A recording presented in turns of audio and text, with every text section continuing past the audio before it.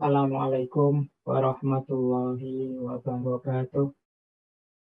Bismillahirrahmanirrahim. Alhamdulillahirabbil alamin. Wa bihi nasta'inu ala umuri dunya waddin. Allahumma shalli wa sallim wa barik ala habibina wa syafi'ina sayyidina wa maulana Muhammadin wa ala alihi wa ashabihi wa man tabi'ahum bi ihsanin ila yaumiddin. Amma ba'du. Nah, teman-teman, eh, mari kita lanjutkan lagi ngaji filsafat kita. Eh, Malam hari ini mungkin agak berbeda caranya saja. Biasanya teman-teman hanya bisa mendengarkan suara saya. Malam hari ini memenuhi banyak permintaan. Akhirnya teman-teman bisa juga melihat wajah saya meskipun nanti ya kecil lah karena tetap nanti fokus kita pada materinya, pada ilmunya. Jadi segala sesuatunya masih sama seperti biasanya. Jadi teman-teman hanya menyimak, mendengarkan saja yang saya sampaikan. Yo, kalau ada yang minta Pak nanti ada tanya jawab atau enggak. Kalau ada pertanyaan tulis saja. Nanti kita ada sesi khusus di akhir bulan untuk menjawab pertanyaan-pertanyaan yang masuk. Yo, sebisa saya tentu saja. Jadi untuk tiap sesi sebenarnya sama saja, modelnya seperti kemarin-kemarin. Baik, ya tentu saja dengan ada Zoom semacam ini ya nanti mungkin sedikit-sedikit ada distraksi-distraksinya, harap maklum. Mungkin jaringan drop, mungkin nanti tiba-tiba ada yang teriak-teriak suaranya bocor, ya dinikmati saja, dilonggarkan hatinya. Ya memang kajian yang masih jarak jauh, modul baru, ya kelemahan-kelemahannya semacam itu. Semoga nanti kalau sudah memungkinkan kita bisa segera kajian offline saja yang menurut saya jauh lebih efektif daripada kita jarak jauh seperti ini. Tapi kalau bahasa usul fikihnya kan ma layut teroku kulluhu layut teroku kulluhu. Apa yang tidak bisa dipenuhi semuanya ya jangan ditinggal semuanya. Jadi, yuk kita jalankan semampu kita. Apalagi untuk kebaikan-kebaikan seperti ngaji filsafat ini. Baik, malam hari ini kita mulai tema baru. Dan kalau bulan lalu kita temanya agak berat, ketemu tokoh-tokoh besar yang membahas tentang agama. Bulan ini kita membahas tema-tema yang menurut saya tidak terlalu berat. Meskipun kalau direnungi, apalagi nanti direncanakan untuk dijalankan, itu bukan termasuk sesuatu yang sederhana. Tema-tema kita bulan ini tema-tema, kalau bahasa filsafat itu eksistensial, berhubungan langsung dengan hidup kita sehari-hari. Baik, saya akan share screen. Kalau biasanya teman-teman langsung lihat tulisan-tulisan dan layarnya, tapi kalau hari ini kita akan membahas tema kita yang pertama, yaitu tentang self-love.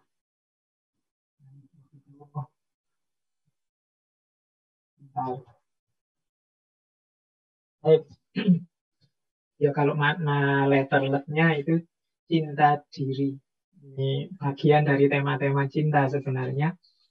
Dulu kita pernah membahas beberapa tema tentang cinta. Sekilas-sekilas disinggung juga tentang cinta diri ini. Tapi malam hari ini ayo kita perdalam. Karena saya tahu hari-hari ini, belakangan ini, banyak di antara kita yang gelisah, tidak puas, tidak nyaman dengan dirinya sendiri. Mungkin karena ideal-ideal hidupnya yang tidak terpenuhi. Mungkin karena kekecewaan-kekecewaan terhadap target-target, rencana-rencana yang tidak jalan. Mungkin karena melihat yang lain betapa suksesnya, betapa hebatnya, sementara aku kok gini-gini saja. Itu muncul rasa tidak senang pada dirinya sendiri. Nah, malam hari ini ayo kita bahas sebentar tentang aspek self-love atau cinta diri ini. Karena betapapun diri kita ini kan ciptaan Allah, kebanggaan Allah. Semua manusia adalah kesayangan Allah. Masa kita sendiri tidak sayang pada diri kita? Nah, mari kita lihat filosofi-filosofi di balik self-love ini atau cinta diri ini. Baik, silakan disiapkan teman-teman segala perangkat ubur rampenya karena kurang lebih 2 jam. Teman-teman malam hari ini manteng di depan gadget dan laptopnya masing-masing. Saya awali dari definisi. Cinta diri itu kemampuan. Jadi berarti ini satu kebiasaan yang kita miliki untuk menerima diri kita, untuk puas terhadap diri kita, untuk bangga terhadap diri kita sendiri. Ini namanya cinta diri atau self-love. Jadi berarti 3 kemampuan yang dituntut dalam cinta diri ini. Mampu menerima diri sendiri, puas dengan diri sendiri, bangga terhadap diri sendiri. Nah, ini enak kalau dijelaskan gini, tapi dalam hidup itu kan kita rasanya banyak yang ganjel. Kita itu sering memarahi diri kita sendiri. Kita itu sering kecewa dengan diri kita sendiri. Dan manifestasinya macam-macam. Orang itu kalau tidak puas dengan dirinya, itu ada kalanya yang baik, berusaha untuk meningkatkan kapasitas dirinya. Ada kalanya dia ingin agar orang lain juga tidak sebaik dirinya. Jadi biar yang lain juga bodoh-bodoh jeleknya, aku ini sudah jelek, biar yang lain juga jelek. Akhirnya banyak orang itu yang untuk menutupi kejelekan dirinya, ketidakpuasannya terhadap dirinya, dia banyak mencari kesalahan di sekelilingnya. Dia ingin menunjukkan bahwa orang lain juga banyak jeleknya, orang lain juga banyak tidak memuaskan. Nah, semoga kita tidak masuk yang kedua ini ya. Kalau kita sadar bahwa ada banyak hal dari diri kita yang bisa ditingkatkan, semoga yang kita lakukan adalah meningkatkan kualitas diri, bukan mencari-cari kesalahan orang lain dalam rangka menegaskan bahwa yang lain juga jelek kok, yang lain juga tidak baik-baik amat. Nah, hari ini banyak kita lihat kan di medsos-medsos itu. Kita sibuk sekali komentari orang, mencari jelek-jeleknya orang. Itu ada kalanya untuk menutupi betapa kita ini juga tidak seideal yang kita inginkan. Dengan cara, yang lain juga jelek. Itu kan kayak kalau anak sekolah nilainya jatuh, terus untuk menutupi nilainya yang jelek, dia bilang, teman-teman juga jatuh semua kok. Nggak ada yang bagus, sekarang memang materinya sulit kok. Nah, ini cara orang menutupi betapa dia sebenarnya kecewa terhadap dirinya. Nah, maka malam hari ini kita belajar yuk gimana caranya kita bisa menerima diri kita apa adanya, puas terhadap diri kita, bangga terhadap diri kita. Inilah self-love, karena kesuksesan hidup kita nanti akan dimulai dari sini. Tidak mungkin jiwa, diri yang selalu kita kecewai, yang selalu kita tidak puasi, itu bisa mengantarkan kita menuju kesuksesan. Ada satu peribahasa yang menurut saya indah, bahwa jatuh cinta kepada diri sendiri adalah rahasia pertama dari kebahagiaan. Jadi sebelum kita jatuh cinta pada orang lain, yuk jatuh cinta dulu pada diri kita sendiri. Ini sebenarnya menarik kalau kita jelaskan ciri-ciri orang jatuh cinta, apa yang dilakukan orang yang jatuh cinta. Dulu kan kita jelaskan panjang lebar ini. Nah, berarti apa? Yang harus kita lakukan pada yang kita cintai, kalau itu yang kita cintai diri kita sendiri, yuk ayo kita lakukan pada diri kita sendiri. Dulu misalnya dijelaskan orang mencintai itu dasarnya knowledge, pengetahuan, kemudian respect, menghargai, kemudian care, peduli, kemudian responsible, tanggung jawab. Nah, ini kan kemarin kita pahami, ini kita lakukan untuk yang kita cintai. Kalau sekarang objek cinta itu diri kita sendiri, ya berarti ayo ini kita lakukan pada diri kita sendiri. Mari kita knowledge, mari kita pahami diri kita. Mari kita hargai diri kita. Mari kita peduli dengan kondisi diri kita. Mari kita bertanggung jawab terhadap diri kita. Nah, itu ciri bahwa kita ini sedang mencintai diri. Ayo kita mulai ya latihan jatuh cinta yang pertama pada diri kita sendiri. Kuncinya nanti kita memperoleh kebahagiaan. Ya, kalau dalam agama, ya kalau kita selalu tidak puas terhadap diri kita, terhadap hidup kita, bagaimana kita bisa bersyukur? Kalau kita tidak bersyukur, bagaimana hidup kita bisa bahagia? Kalau kita tidak bahagia, bagaimana kita bisa mewujudkan target-target, capaian-capaian dalam hidup? Baik, kita lanjutkan. Kita awali dari sini dulu deh. Ayo muhasabah dulu. Ini namanya self-hatred mindset. Ini untuk mengidentifikasi. Jangan-jangan kita termasuk bukan pecinta diri, tapi pembenci diri. Kalau teman-teman punya kualifikasi-kualifikasi seperti ini, ayo cepet-cepet tobat, cepet-cepet ganti orientasi, ganti mindset. Ini menunjukkan kita sangat tidak puas terhadap diri kita sendiri. Yang pertama apa? Orang yang membenci diri itu, dia terlalu fokus pada hal-hal yang negatif. Atau cara berpikirnya sering pesimis. Meskipun mengalami hal yang baik, itu tapi sudut pandangnya selalu sudut pandang yang negatif. Jadi, misalnya apalah, lulus dengan ujian atau kumlot, itu pun dia memang kumlot ya buat apa-apa, nanti setelah ini mau kerja di mana, aktivitas apa, saya juga tidak tahu. Ini yang dilihat dia sudut negatifnya terus. Padahal dia dapat kelimpahan luar biasa loh, dapat nilai paling tinggi kumlot itu. Tapi ya dia masih sambat, masih mengeluh. Bisa misalnya kumpul-kumpul dengan teman-teman, seneng ngopi-ngopi. Itu kan menggembirakan, membahagiakan. Tapi dia mungkin lihat sudut pandang yang negatifnya.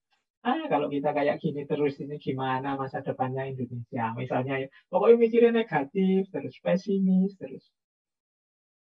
Alhamdulillah sudah sadar mau sholat, misalnya ibadahnya lengkap, itu pun dia masih pesimis.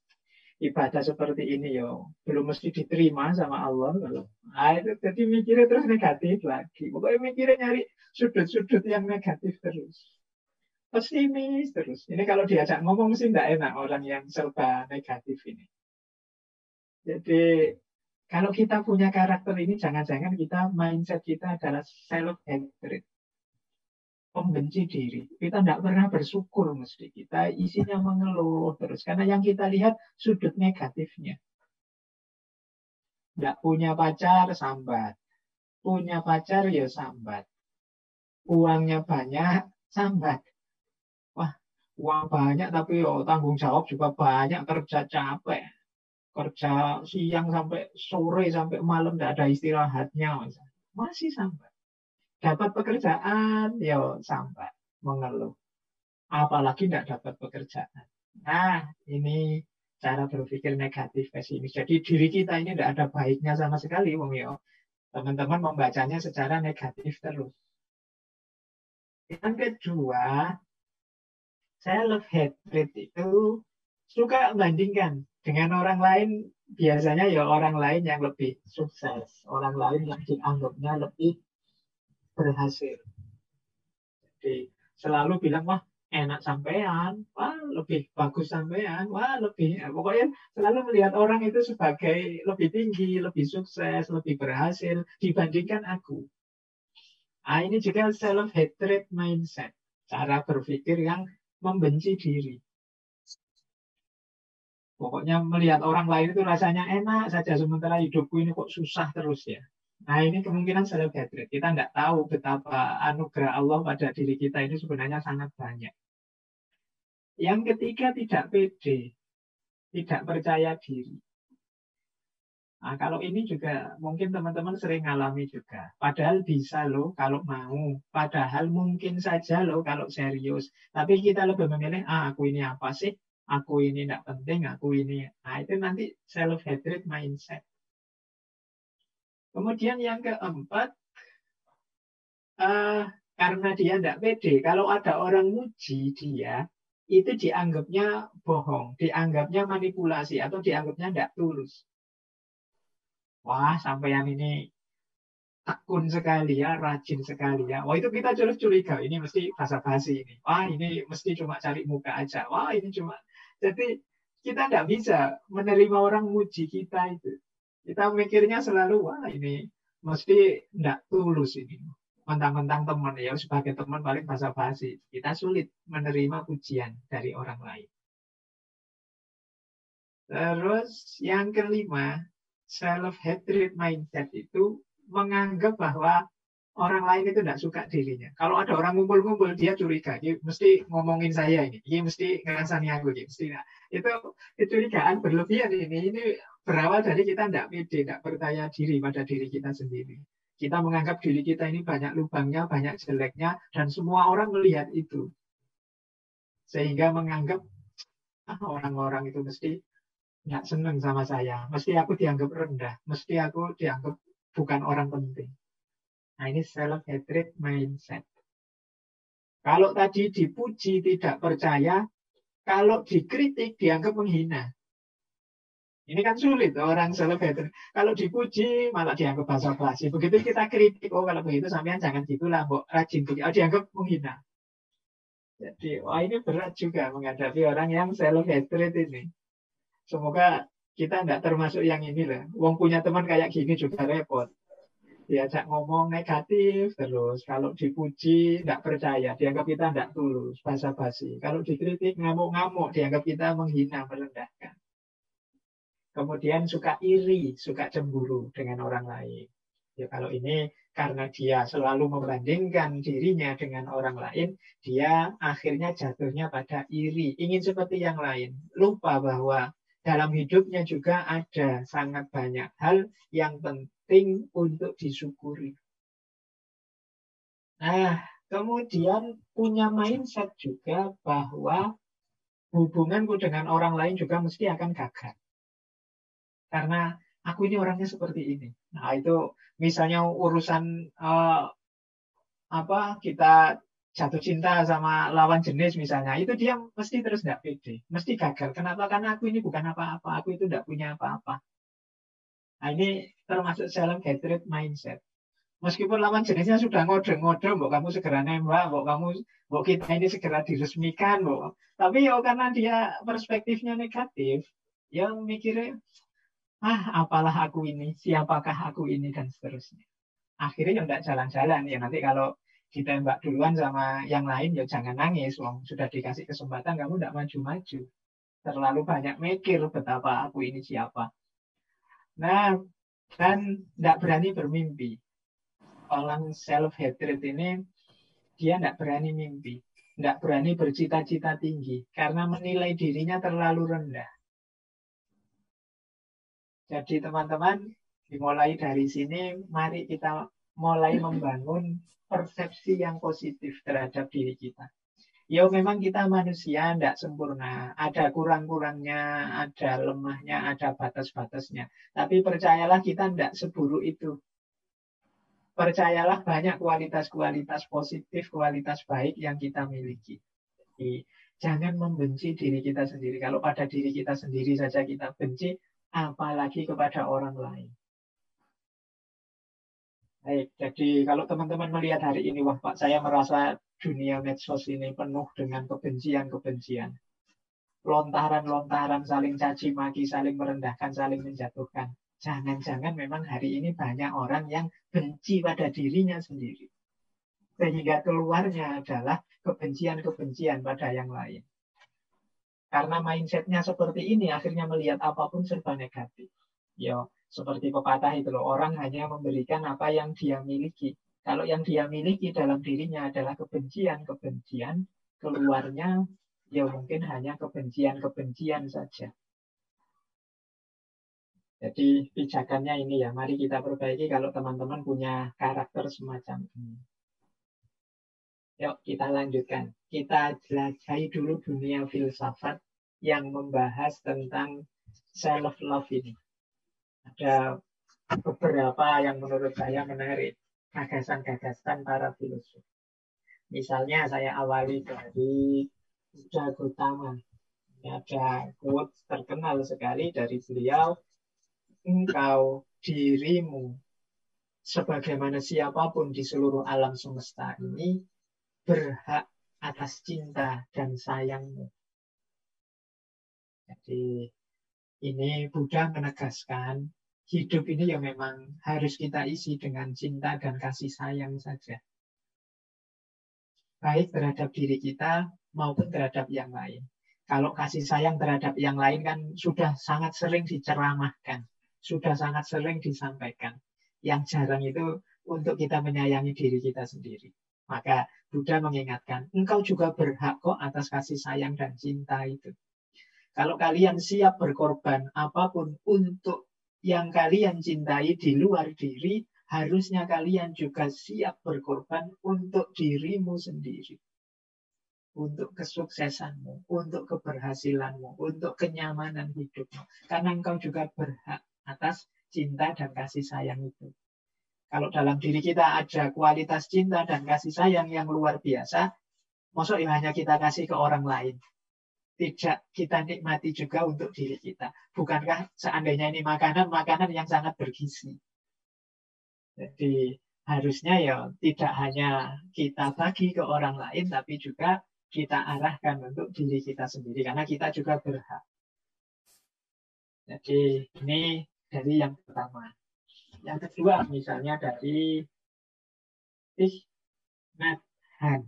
Ini beliau ini biksu Zen Buddhisme dari Vietnam yang tinggalnya di pedesaan Perancis. Kata beliau, mencintai diri sendiri adalah fondasi untuk mencintai orang lain. Nah ini, kalau ini mungkin teman-teman sudah paham ya maksudnya. Tidak mungkin kita bisa mencintai orang lain tanpa kita mencintai diri sendiri. Yang ketiga, dari Osho. Saya dulu pernah janji untuk bahas tokoh. Beliau ini mistikus dari India. Punya gerakan mistik namanya gerakan Rajneesh. Beliau ini nama lengkapnya Begawan Sri Rajneesh. Biasa dipanggil Osho. Gagasan-gagasan spiritualitas mistiknya luar biasa. Nanti kita cari momen untuk membahas beliau secara khusus. Nah ini beliau mengingatkan kita, hargai dirimu sendiri, cintai dirimu sendiri. Karena tidak pernah ada orang sepertimu. Dan tidak akan pernah ada lagi. Jadi kalimat ini mengingatkan kita, yuk kita bangga dengan diri kita. Kita sadari keunikan kita. Kita ini juga ciptaannya Allah loh. Karya Allah. Tidak ada yang sia-sia ciptaannya Allah itu. Semuanya istimewa. Maka untuk membangun self-love tadi, mari dicintai diri kita sendiri. Mengapa dicintai? Diri kita ini istimewa. Tidak ada orang kayak kita ini. Ya teman-teman boleh keluar nyari, apa ada orang kembar kayak saya. Tidak akan nemu. Jadi kita ini unik. Saya tidak bilang kita ini lebih baik atau lebih hebat dari yang lain. Tapi kita ini unik. Punya kekhasan sendiri-sendiri. Orang-orang hebat di luar itu juga punya kekhasannya sendiri-sendiri. Hanya saja mungkin mereka pede dan mengaktualkan potensi keistimewaan mereka. Sementara kita ini tidak pede, minder. Sehingga tidak berani tampil. Tidak berani menunjukkan siapa aku yang sebenarnya. Ini menunjukkan kita tidak menghargai diri kita sendiri. Ayo mencintai diri kita. Tidak ada orang seperti kalian. Tidak ada orang seperti saya persis. Tidak ada. Kita ini unik. Kalau kita tidak ada, dunia kehilangan orang seunik kita. Jadi sekhas kita. Loh, kok tidak nangis itu dunia kehilangan orang yang unik kayak kita. Nah ini gayanya Rajneesh. Mendorong kita untuk pertama-tama memang mencintai diri kita sendiri. Jangan dibalik. Dibalik itu kita lebih fokus mencintai yang lain, yang di luar diri. Lupa bahwa dasarnya mencintai yang lain, yang di luar diri itu ya kita harus mencintai diri.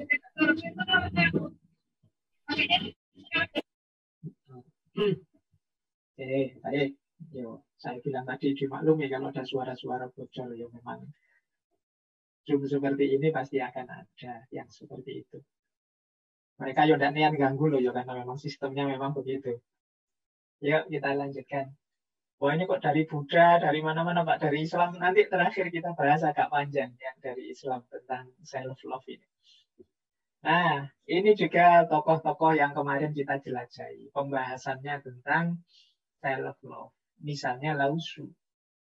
Kata Lao Tzu, Lao Tzu, Lao Tzu, menjadi orang yang sepenuhnya alami itu sangat penting. Dan mengasihi diri kita sendiri itu bukan kesombongan, bukan kok terus merasa diri lebih dari yang lain. Bukan kesombongan, tapi kewarasan. Alami kok. Manusia itu ya secara alami sebenarnya suka dengan dirinya. Kalau orang Jawa itu kan punya pepatah, Tresno jalaran soko kulino. Loh yang paling kulino di antara semua makhluk di muka bumi itu kan kita dengan diri kita sendiri.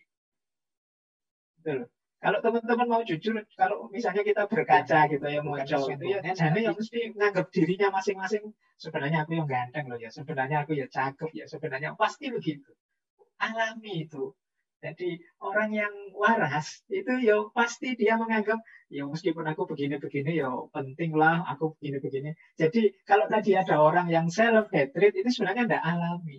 Mungkin ada pengalaman-pengalaman tertentu yang membuat dia jadi negatif cara berpikirnya. Jadi mengasihi diri sendiri itu alami, waras. Bukan sombong. Nanti sombong ini jadi batasnya. Nanti kita bahas di belakang. Tapi enggak, alami normal. Orang itu ingin sehat. Itu kan namanya dia mencintai dirinya. Ingin nyaman. Namanya mencintai diri. Ingin senang, ingin bahagia. Itu kan alami saja. Orang mencintai dirinya. Justru kalau ada orang kok aneh-aneh. Saya tidak ingin bahagia, Pak. Biarlah saya sakit saja, Pak.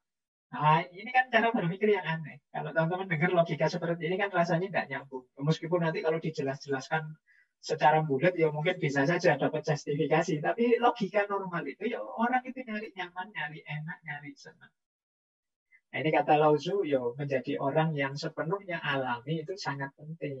Jadi yuk biasa saja. Kalau memang kita suka dengan diri kita, kita wujudkan itu, kita hidupkan itu.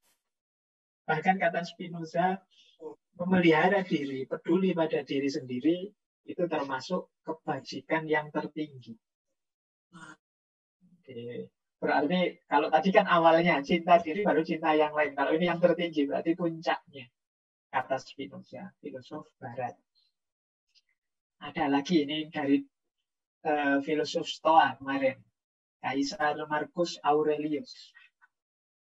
Kata Marcus Aurelius, terlepas dari apa yang terjadi dalam hidupmu atau bagaimana orang memperlakukanmu, bagaimana engkau memperlakukan dirimu sepenuhnya terserah kepadamu.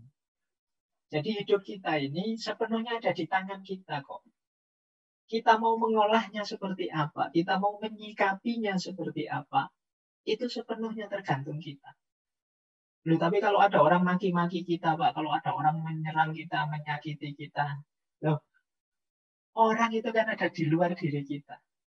Ada orang maki-maki kita, terus kita bilang, ya terserah kamu lah, kamu maki-maki.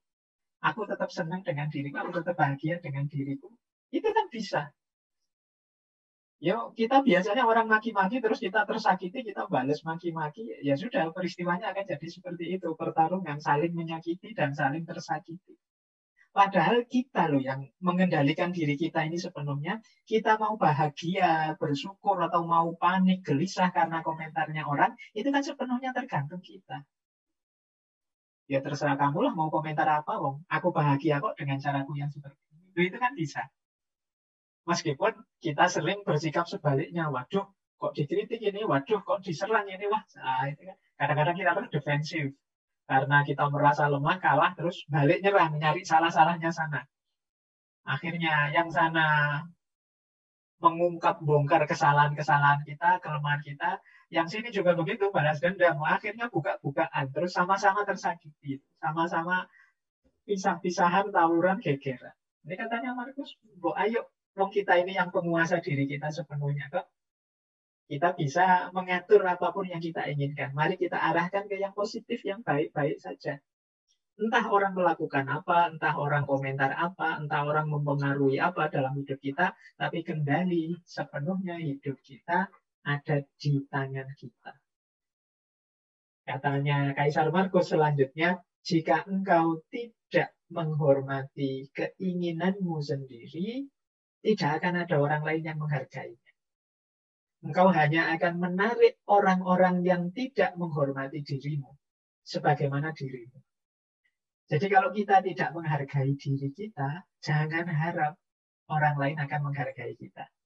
Ya orang akan bersikap sebagaimana kita bersikap. Jadi misalnya, saya ini apa Pak, saya ini orang rendahan, saya singkir-singkirkan saja lah Pak, saya ini tidak penting. Loh itu nanti teman-teman sekitarmu yang datang ya akan mengikuti sikapmu itu. Dia itu maunya disingkir-singkirin kok, dia itu maunya.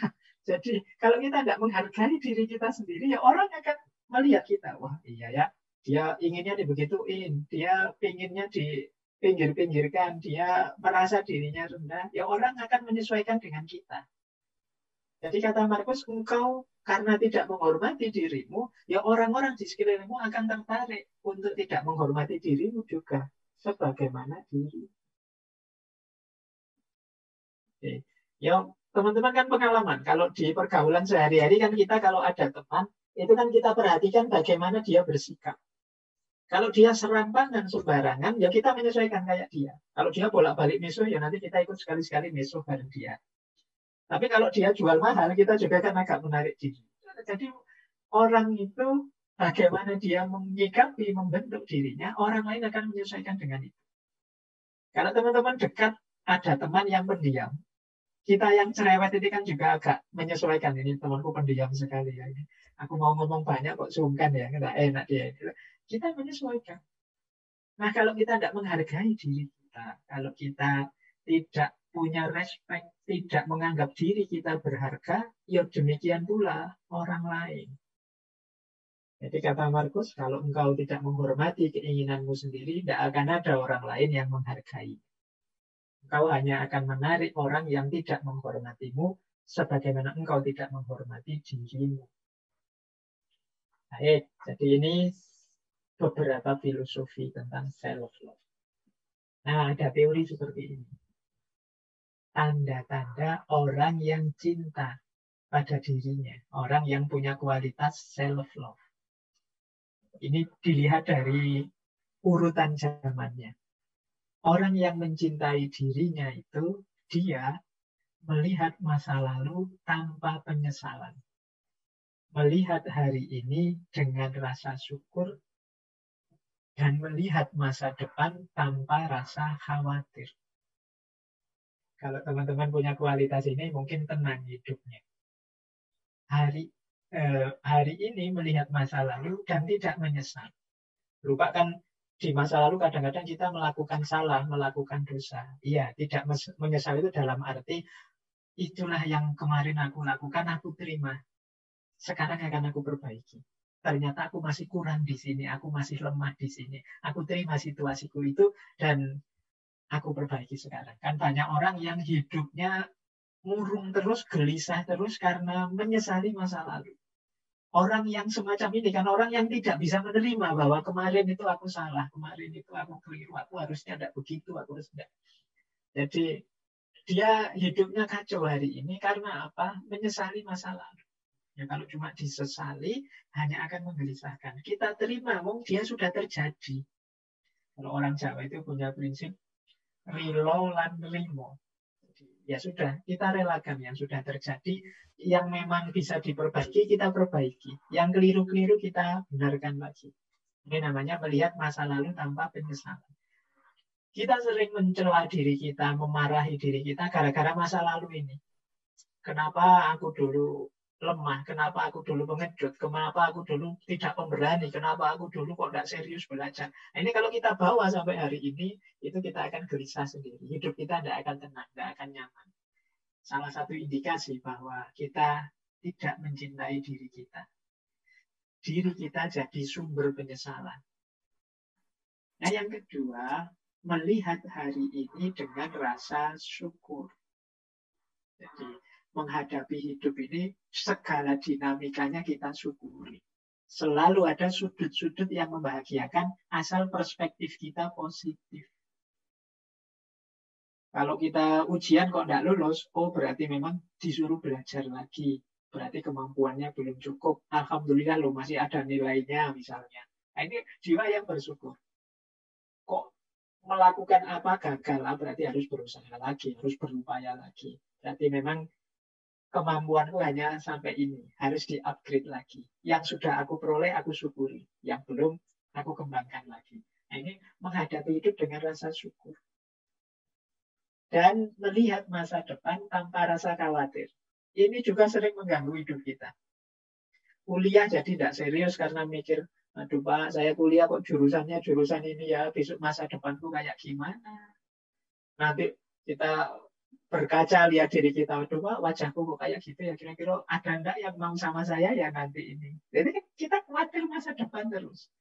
Pak, saya itu kan cuma lulusan ini, nanti paling pekerjaannya ya seputar-seputar karir di situ. Bisa enggak ya saya jadi orang kaya besok itu, padahal saya pinginnya punya rumah, punya mobil, punya, khawatir lagi kita. Banyak sekali kita khawatir. Pak, saya nanti kalau punya anak kira-kira bisa didik enggak ya Pak? Wong yo saya ini orang kayak gini loh. Anakku niru aku kan susah saya nanti Pak. Gelisah lagi. Banyak hal yang enggak penting yang masih jauh, masih di luar jangkauan kita gelisahkan, kita khawatirkan. Ini di antara ciri kita tidak puas dengan diri kita. Kita belum mencintai diri kita.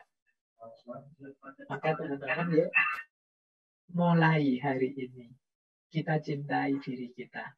Yang sudah berlalu kita relakan, yang masih keliru-keliru kita perbaiki. Yang sudah jalan itu tidak kita posisikan sebagai sumber penyesalan, tapi kita jadikan sumber pelajaran. Problem apapun yang kita dapat, kita terima hari ini, kita iringi dengan rasa syukur bahwa oleh Allah kita masih diberi daya, kekuatan, umur, teman, dukungan dari mana-mana untuk menyelesaikan banyak problem-problem kita. Tinggal kita mau atau tidak. Nah, ini hidup yang bersyukur. Untuk masa depan, pasrahkan semua pada Allah. Yang penting hari ini kita hidup dengan the best version of diri kita. Jadi versi terbaik diri kita, kita wujudkan hari ini semampu kita. Versi terbaik saya itu Pak, sudah mau sholat 5 waktu sekarang, meskipun masih bolong-bolong. Nah itu kan kuatnya saya hari ini masih itu. Semoga besok lebih baik lagi, lebih baik lagi. Nanti hasilnya di masa depan apa? Di luar kuasa kita, pasrahkan saja pada yang di atas, pada Allah. Jadi masa lalu tanpa penyesalan, masa kini syukur yang mendalam, dan masa depan tanpa kekhawatiran. Ini menunjukkan kita puas dengan diri kita. Indikasi bahwa kita mencintai diri kita. Jadi ini penting bagi teman-teman untuk membangun kualitas dan kualifikasi ini. Nah, kalau ini manifestasi. Manifestasi itu bukti bahwa kita ini benar-benar sosok yang mencintai diri kita. Nah, ini istilahnya ada self-nya semua. Ini menurut saya konsep diri yang ideal. Yang mencintai dirinya. Yang paling dasar, paling awal, orang yang mencintai diri itu adalah self-awareness. Self-awareness itu orang yang menyadari dirinya. Jadi self-awareness itu ya orang yang punya pengetahuan, sadar tentang kondisi dirinya. Oh, aku itu orangnya kayak gini loh. Kelebihanku ini, kekuranganku ini. Ini self-awareness. Sadar tentang dirinya. Banyak orang itu yang cuek dengan dirinya. Saya sering mendengar kalimat-kalimat yang menunjukkan orang ini cuek dengan dirinya. Misalnya, apa saya hidup ini ya mengalir saja lah Pak. Yang lain ngapain ya saya ikut, yang lain ke utara saya ke utara, yang lain ke selatan saya ikut ke selatan. Saya ikuti saja Pak, alirannya itu nanti kemana. Nah ini namanya belum self-awareness. Tidak sadar keunikan dirinya. Kalian itu istimewa, oleh Allah diberi banyak potensi. Sadari itu, gali apa kelebihan-kelebihanku, apa kekuranganku, bagaimana menghadapi tantangan hidupku. Nah, ini namanya self-awareness. Ayo disadari.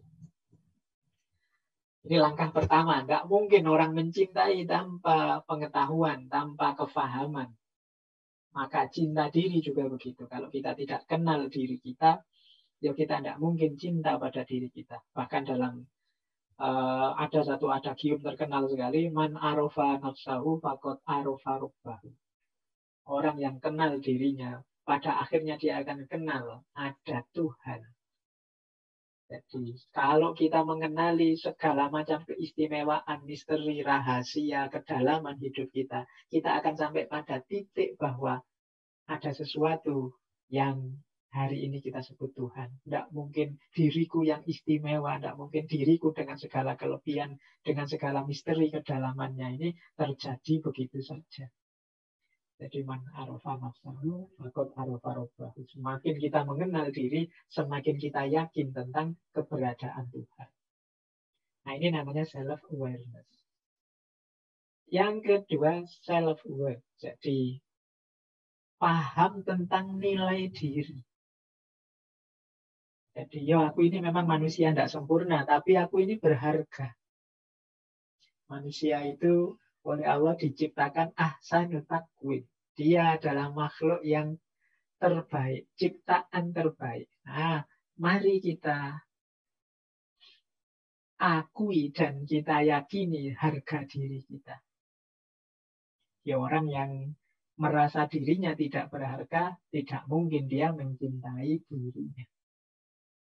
Lanjutan self-worth adalah self-esteem, kebanggaan diri.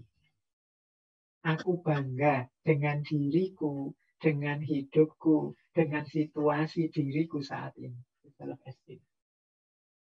Oke. Kalau sudah self-esteem, biasanya terus self-care. Peduli terhadap diri. Kalau capek ya tidur. Kalau makan ya, kalau lapar ya makan. Kalau ini namanya kita peduli dengan diri kita.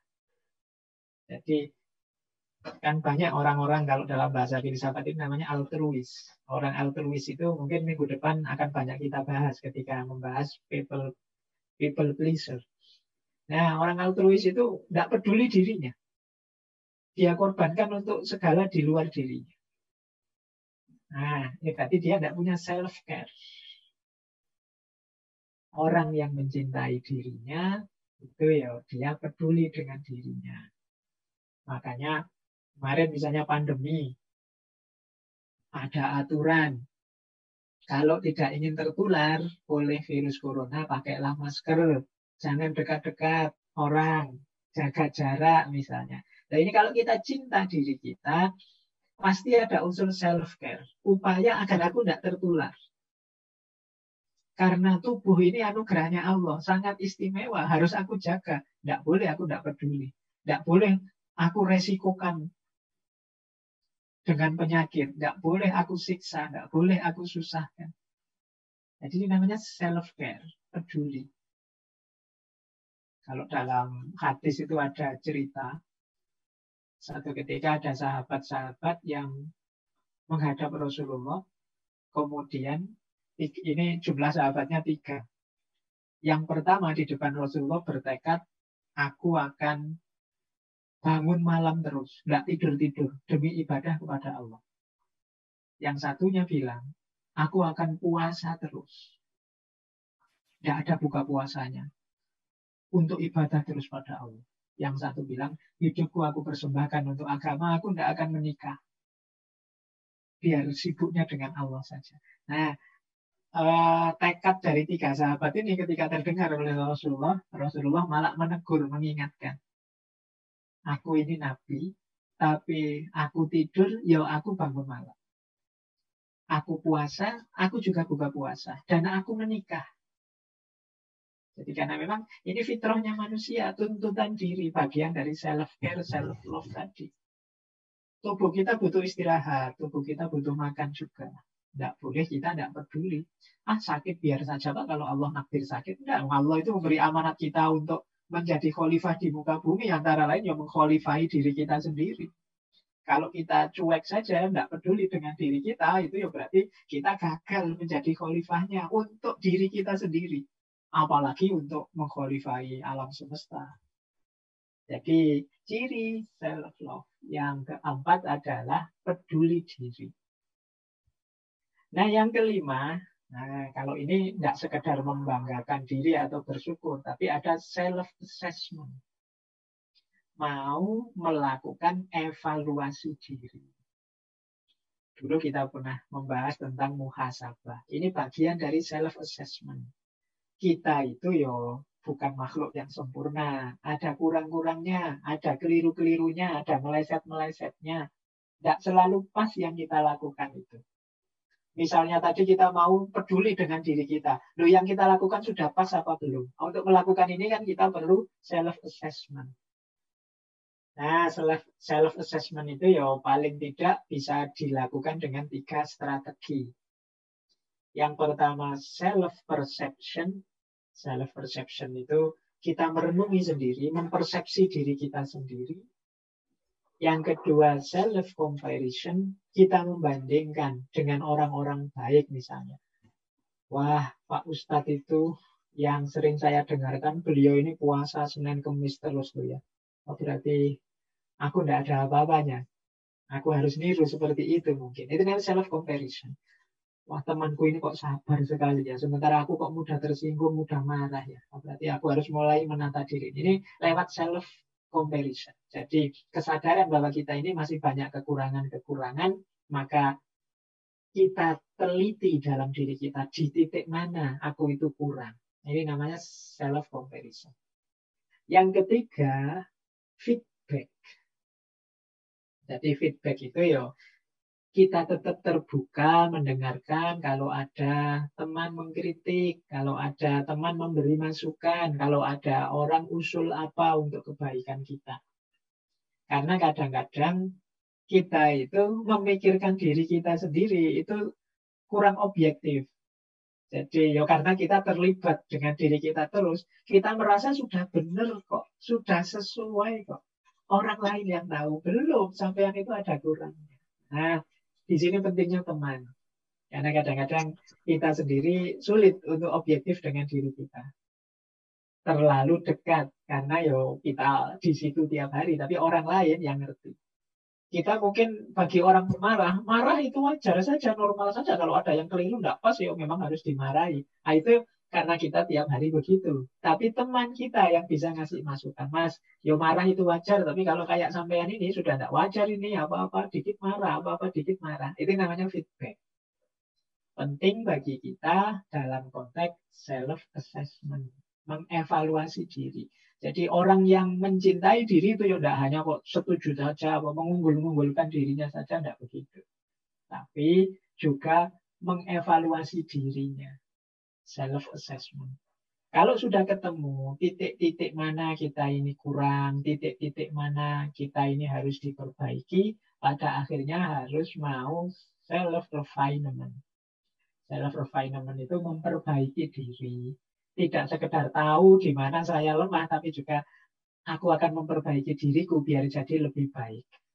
Nah, ini manifestasi dari self-love juga. Jadi self-refinement. Setelah melakukan evaluasi, sekarang ditindaklanjuti dengan memperbaiki diri.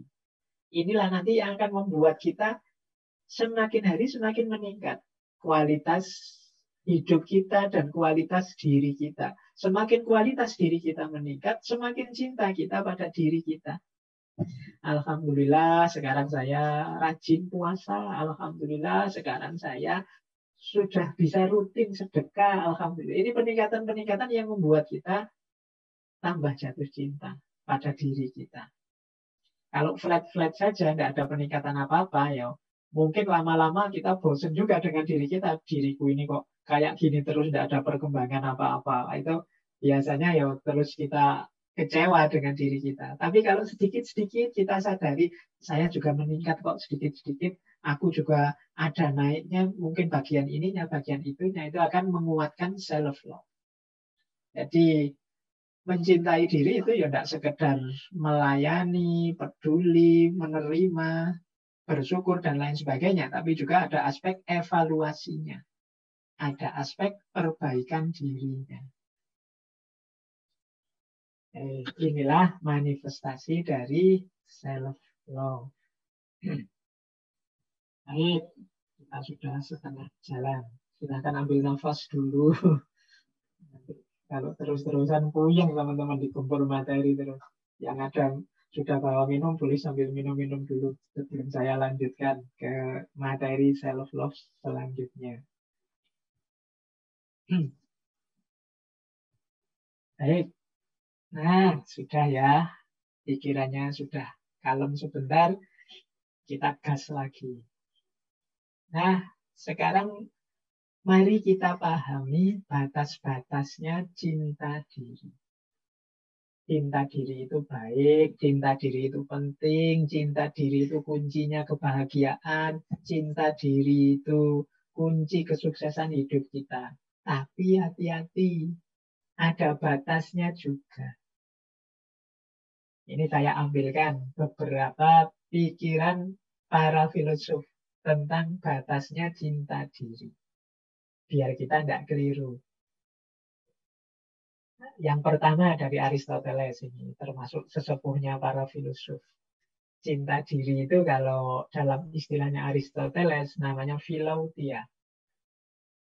Ini teman-teman boleh buka bukunya Etikanya Aristoteles. Buku 9 bab 8. Ini tentang philautia. Kata Aristoteles, mencintai diri untuk mencapai keuntungan pribadi yang tidak beralasan itu buruk. Tetapi mereka yang mencintai diri untuk mencapai prinsip-prinsip yang baik adalah jenis kebaikan terbaik. Meskipun kata Aristoteles, jenis cinta diri yang pertama ini yang sering ada dalam diri kita. Jadi cinta diri itu kalau targetnya adalah kesenangan pribadi saja, keuntungan pribadi saja, ini negatif kata Aristoteles. Cinta diri yang baik itu targetnya tidak hanya biar aku senang, biar aku nyaman, tapi juga untuk kebaikan selanjutnya. Misalnya, aku mencintai diriku biar aku percaya diri. Kalau aku percaya diri, aku bisa memberi manfaat banyak. Tidak hanya untuk diriku, tapi juga untuk lingkungan sekelilingku. Nah, jadi ini targetnya adalah kebajikan selanjutnya. Tadi kan cinta diri itu diposisikan sebagai dasarnya semua kebaikan. Karena berawal dari diri kita. Maka tujuan dan targetnya tidak boleh untuk kepentingan-kepentingan sesaat atau keuntungan yang pribadi saja. Tapi harus untuk kebaikan selanjutnya. Dan itulah kebaikan yang terbaik, kata Aristoteles. Jadi kita mencintai diri kita ya, tapi cinta kita ini tidak selesai dengan saya sudah mencintai diri kita, Pak. Tidak selesai dengan itu. Tapi setelah aku mencintai diriku, Pak, aku bisa mencintai sesama. Aku bisa peduli dengan yang lain. Aku tidak egois lagi dan lain sebagainya. Hal yang sama dikatakan oleh Cicero. Nah, ini filosof Stoik lagi. Dulu pernah kita bahas juga satu sesi. Katanya Cicero, sui amante sine rivali. Pecinta diri yang tanpa saingan ditakdirkan untuk berakhir dengan kegagalan. Pecinta diri tanpa saingan itu pecinta diri yang egois. Nanti kita jelaskan bedanya apa egoisme dengan cinta diri. Jadi pecinta diri yang menganggap dirinya lah satu-satunya. Yang penting, yang hebat, yang jago. Orang seperti ini akan gagal. Kata Cicero. Ada lagi lebih unik. Kalau ini kata Francis Bacon. Kata Francis Bacon, pecinta diri yang ekstrim. Itu seperti orang yang membakar rumah hanya untuk membakar sebutir telur. Jadi misalnya kita ingin bakar telur, atau kalau di Jawa mungkin bukan telur, bakar singkong apa bakar itu. Loh, yang kita pakai untuk bakar singkong tadi itu rumah kita. Ini analogi dari Francis Bacon. Orang yang seperti ini apa? Pecinta diri yang ekstrim. Jadi hanya mencari keuntungan dirinya sendiri dan tidak peduli lingkungan sekelilingnya. Ini seperti orang yang bakar singkong dengan bahan bakar rumahnya sendiri. Jadi ini jelasnya apa? Nanti dijelaskan oleh Erich Fromm. Kata Erich Fromm, cinta diri sendiri itu berlawanan dengan mementingkan dirinya sendiri. Orang yang mementingkan diri sendiri, mengabaikan orang lain, itu menunjukkan sebenarnya dia tidak mencintai dirinya sendiri. Mengapa? Karena ia tidak tahu dorongan eksistensial dirinya untuk mencintai. Ia hanya menutupi dan mengkompensasi kegagalannya untuk memahami dirinya secara benar. Jadi, maksudnya Erich Fromm itu begini loh. Kalau kita mencintai diri kita, itu kan berarti kita memenuhi kebutuhan-kebutuhan diri kita. Nah, orang yang benar-benar mencintai dirinya, pasti dia peduli dengan orang lain. Mengapa? Karena dalam diri kita yang fitrah, yang asli, original, itu ada dorongan untuk hidup bersama yang lain. Untuk peduli pada yang lain. Justru kalau orang itu egois, hanya mikir dirinya, sebenarnya dia belum mencintai dirinya. Mengapa? Kalau dia mencintai dirinya, dia akan memenuhi tuntutan jiwanya, tuntutan dirinya untuk juga peduli dan mencintai yang lain. Kalau dia hanya mikir dirinya, itu kata Erich Fromm, sebenarnya dia sedang menutupi kegagalannya untuk memahami dirinya secara benar. Berarti dia belum paham tentang dirinya. Kalau dia paham, dia akan tahu bahwa dalam dirinya ada dorongan untuk mencintai yang lain. Dalam dirinya ada dorongan untuk peduli pada yang lain. Jadi kalau ada orang kok egois sekali dan mengatasnamakan cinta diri, itu sebenarnya dia tidak mencintai dirinya. Karena tuntutan dari dalam dirinya untuk peduli pada yang lain tidak dia pedulikan. Berarti dia belum mencintai dirinya. Nah, jadi ini penting dijadikan batas dari cinta diri ini. Jadi cinta diri bukan berarti egoisme. Orang yang hanya mikir kepentingannya, tidak peduli kepentingan orang lain. Tapi orang justru buahnya cinta diri adalah kepedulian pada yang lain. Karena diri kita ini secara fitri ada dorongan untuk hidup bersama yang lain, berbagi dan mencintai yang lain. Inilah batas cinta diri.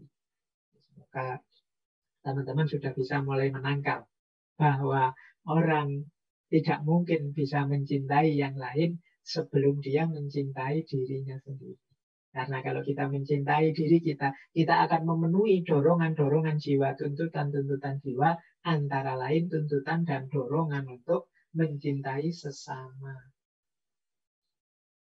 Nah, baik, kita lanjutkan. Mari kita cermati beberapa perbedaan. Teman-teman mungkin sering dengar ya istilah narsis. Nah, ada yang menerjemahkan narsis itu ya cinta diri itu, Pak. Enggak, jauh bedanya antara narsis dengan cinta diri. Ya, nama narsis ini kan diambil dari nama tokoh dalam mitologi Yunani, Narsiskus. Ini seorang anak muda, kalau dalam mitologi Yunani itu, yang gantengnya luar biasa. Tapi dia kena kutukan. Bahwa kutukannya apa? Kalau dia berkaca dan melihat betapa tampannya dirinya, dia akan terpesona dengan dirinya sendiri dan tidak akan berani berpaling dari dirinya. Ini narsiskus. Jadi dalam ceritanya dia ini terus satu ketika melihat wajahnya di air, di telaga. Dari pinggir telaga dia lihat wajahnya. Begitu lihat betapa dirinya ini sangat tampan, betapa dirinya sangat rupawan, wah dia terpesona sendiri dengan dirinya. Jadi terus dia tidak berani noleh lihat wajahnya terus saking kagumnya. Pokoknya saya tidak tahu apa ada di antara teman-teman sini kalau pas berkaca itu terus kagum sekali dengan aku kok cakep banget ya, aku kok ganteng, aku ini kok cantiknya luar biasa. Terus saking terpakunya melongo saja di kaca. Nah, ini yang dialami oleh narcissus itu begitu. Jadi dia terkagum-kagum dengan dirinya sendiri sampai kemudian terpaku di situ. tidak pindah-pindah. Nah itu kalau dalam ceritanya ini sebenarnya kutukan. Jadi dia ini karena ganteng sering nolak orang yang melamar dirinya. Nah, di antara yang melamar itu kemudian mengutuk dirinya bahwa mentang-mentang kamu ganteng, saya atau mentang-mentang kamu cantik, saya tembak kok ditolak. Yo, nanti kamu akan tidak dapat jodoh, kamu ya dapatnya dirimu sendiri saja dan kamu akan mati karena dirimu sendiri. Nah, itu jadi akhirnya dia hanya lihat gambarnya sendiri di air, terus dia terpesona, kagum di situ terus. Ada yang bilang nanti dia ini berubah jadi bunga. Ada bunga itu namanya bunga narsis. Bunga narsis itu yang bunganya indah sekali. Kombinasi antara warna putih dan warna kuning. Coba teman-teman googling cari bunga ini. Nah, akhirnya apa? Orang yang mengagumi dirinya secara berlebihan disebut narsis. Kita hari ini kan sering mengkritik orang narsis. Kadang-kadang nggak asli pun kita sukanya luar biasa. Misalnya pakai kamera yang bokeh, pakai kamera-kamera terbaru itu kan wajah kita yang biasa-biasa pakai HP yang bagus itu kan jadinya ganteng, jadinya cakep. Itu pun kita senangnya luar biasa. Kita tiap hari pakai itu, kita share, kita sebar kemana-mana. Ya tidak apa manusiawi orang senang dengan diri. Tapi kalau di tahap berlebihan, itu nanti jadinya narsis. Jadi cirinya narsis itu mengagumi diri secara berlebihan, menganggap dirinya paling penting, ingin selalu dikagumi dan jadi pusat perhatian, sensitif kalau dikritik. Mungkin bagi dia dunia ini kiamat kalau dikritik. Jadi dia ini menganggap dirinya ini perfect. Jadi mengagumi diri secara berlebihan dan menganggap dirinya paling penting. Dunia ini dianggapnya berputar di sekeliling dirinya saja. Kalau misalnya jalan-jalan di mall itu dia merasa ini semua orang mesti melihat padaku ini. Aku tak cuek saja lah, biar saja orang lihat aku. Memang aku ini ganteng kok, memang aku ini cantik kok. Nah, ini gayanya orang narsis. Dan ingin selalu dipuji, ingin selalu jadi pusat perhatian. Sehingga kadang-kadang terus jadinya agak over, banyak tingkah. Ini cirinya orang narsis. Nah, kalau dikritik, sensitifnya luar biasa. Wah, sekarang kok gemukan ya, misalnya. Oh, itu bisa panik gitu kalau orang-orang yang menganggap dirinya harus selalu ideal. Padahal mungkin tadi yang ngomong nggak niat kritik sih, dia cuma komentar asal-asalan saja, Pak. Sekarang gemuk itu mungkin niatnya malah mau muji bahwa wah sekarang makmur. Tapi karena tadi sudah citra dirinya, saya nggak boleh jelek. Begitu dikritik, wah tapi kok agak gemukan. Oh, itu sensinya luar biasa. Nah, ini cirinya orang narsis. Narsis tidak sama dengan self-love. Antara lain bedanya ini. Kalau orang narsis itu dia haus pujian. Sebaliknya, orang yang cinta diri itu menghargai pujian. Kalau tadi yang hatred mindset, yang membenci diri kan orang yang tidak percaya pujian. Selalu menganggap pujian itu palsu dan tidak tulus. Tapi orang yang cinta diri menghargai pujian. Terima kasih sudah memuji saya meskipun saya tahu saya banyak kekurangannya. Nah, ini gayanya orang yang self-love. Tapi kalau orang narsis, dia lapar akan pinginnya dipuji terus. Kalau tidak ada yang muji, dia akan melakukan apapun untuk membuat orang muji dia. Entah mungkin bikin foto-foto atau melakukan aktivitas kegiatan apapun. Nah ini narsis. Kalau hari ini sih media untuk orang bisa narsis kan banyak. Teman-teman punya Facebook, Instagram, Twitter, TikTok, dan lain sebagainya. Jadi hati-hati, orang itu bangga dengan dirinya, normal. Tapi nanti level narsis tertentu ada jenis gangguan jiwa. Jadi namanya narcissistic disorder. Kalau ini sudah butuh psikiater. Nah, ciri narsis yang kedua tidak bisa dikritik. Sementara kalau self-love itu terbuka untuk dikritik. Dia sadar banyak kekurangannya. Nah, jadi teman-teman boleh deh introspeksi. Kalau saya pas dikritik itu sikapku seperti apa? Kalau begitu dikritik rasanya seperti nilai diri kita langsung jatuh, muka merah padam, gemeteran. Nah, itu kemungkinan kita punya kualitas-kualitas anggapan tentang diri yang agak berlebihan. Beda dengan orang yang cinta diri, orang yang mencintai diri ini sadar, yo, aku ini banyak keistimewaan, kekurangannya juga ada. Jadi kritik, terima kasih sudah memberi kritik, jalanku untuk jadi lebih baik. Nah, kemudian orang narsis itu kalau gagal malunya luar biasa karena dia ini mementingkan citra-citra dirinya. Malu terhadap kegagalan-kegagalan. Sebaliknya, orang yang mencintai dirinya sadar bahwa ya memang aku ini bisa saja gagal, tidak ada yang memastikan orang itu sukses terus. Ya kecewa kalau gagal, wong manusiawi. Kalau tidak kecewa namanya bukan manusia, bahwa ya memang dirancang, diusahakan kok gagal, ya memang kecewa. Tapi tidak akan terpuruk. Ya gagal ya diulang lagi. Kegagalan bukan berarti keruntuhan, kehancuran. Nah ini gaya orang masih mencintai dirinya. Meskipun mengalami kegagalan dan kecewa dengan kegagalan itu. Beda dengan kelompok yang narsis tadi. Kalau narsis ini begitu gagal rasanya kiamat sudah. Dia malunya luar biasa. Nah, narsis ini juga ada indikasi seperti egoistik. Dia merasa lebih baik dari orang lain. Makanya dia sensitif dengan kritik. Jadi kalau ada orang kritik, dia merasa harga dirinya langsung jatuh.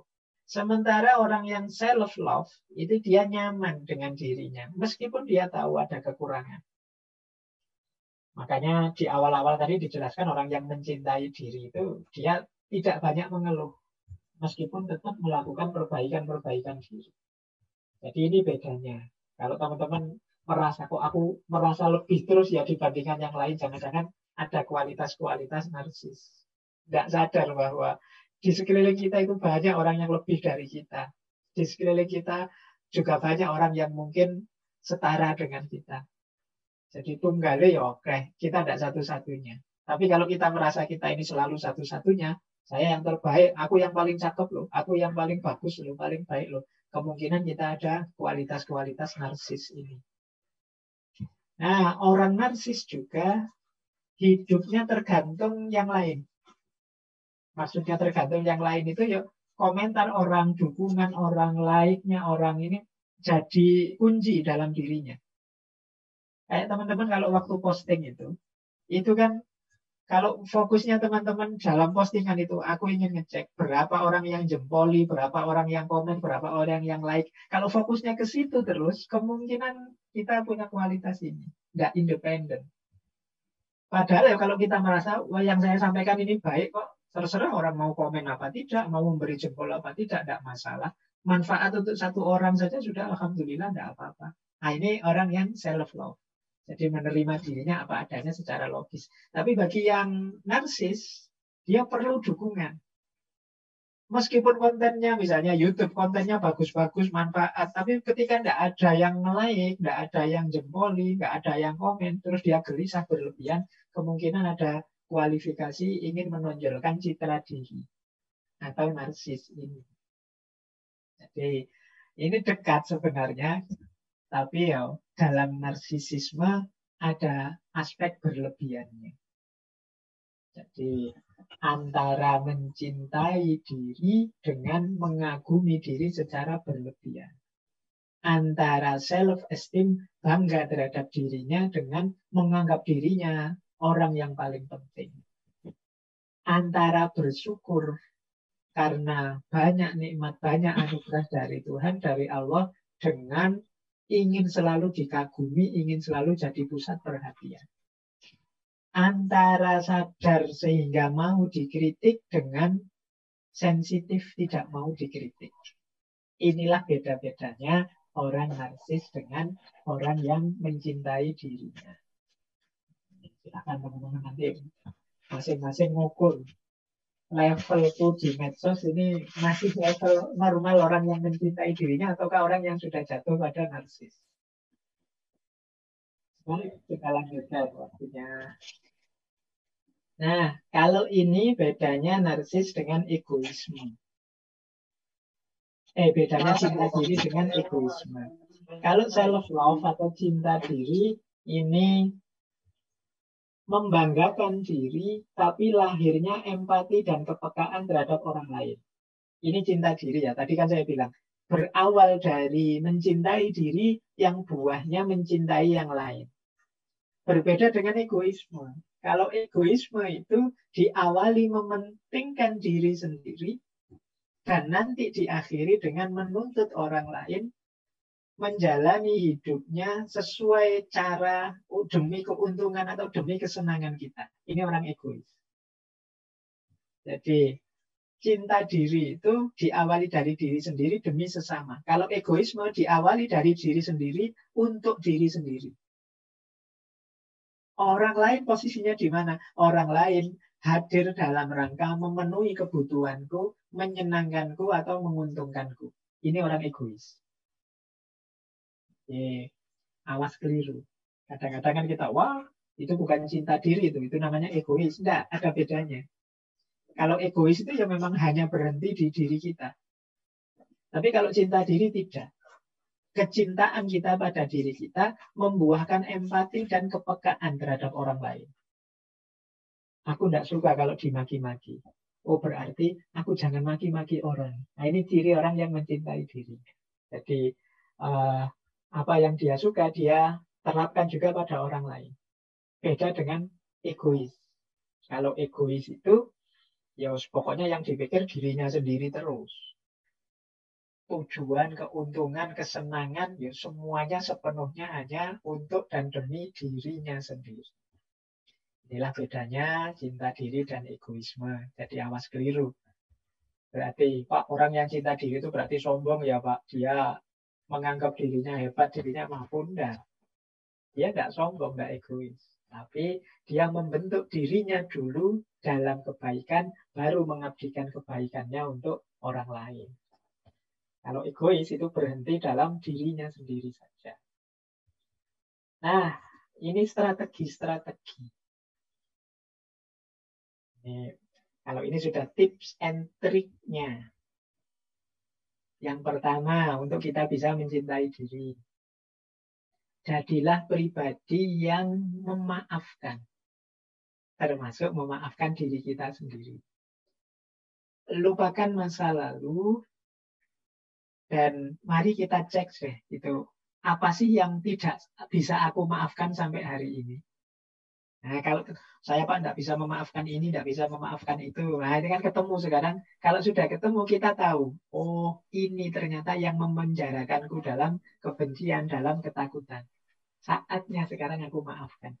Nah ini awal. Jadi mencari penyakitnya seperti itu. Pak, saya itu sudah memaafkan kok, Pak. Tapi rasanya kok masih belum bisa menerima diri saya sepenuhnya. Coba deh sekarang diteliti lagi. Apa yang sampai hari ini membuatmu masih takut, masih benci, masih tidak puas dengan dirimu. Kalau sudah ketemu, saya itu Pak, orangnya males Pak. Saya itu Pak, orangnya kalau sudah punya rencana malah saya tunda-tunda. Saya itu Pak. Nah, sudah ya.